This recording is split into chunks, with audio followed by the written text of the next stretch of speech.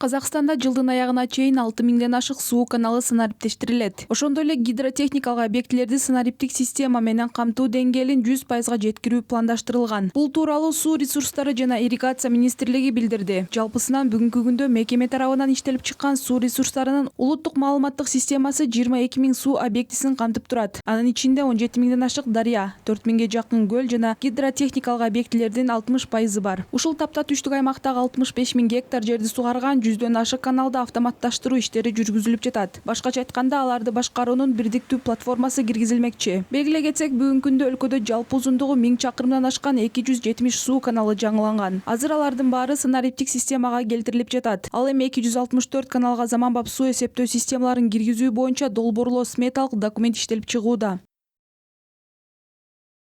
Муну менен катар өлкөнүн бирдиктүү суу балансы түзүлөт. Бул суу чарба участоктарынын бөлүштүрүүдөгү суунун так агымын, суу сактагычтардагы топтолуу көлөмүн жана сууну керектөө деңгээлин салыштырууга мүмкүндүк берет. Гидротехникалык курулуштардын жана суу объектилеринин коопсуздугуна өзгөчө көңүл бурулууда. Космостук мониторинг менен гидробекеттердин маалыматтары интеграцияланууда.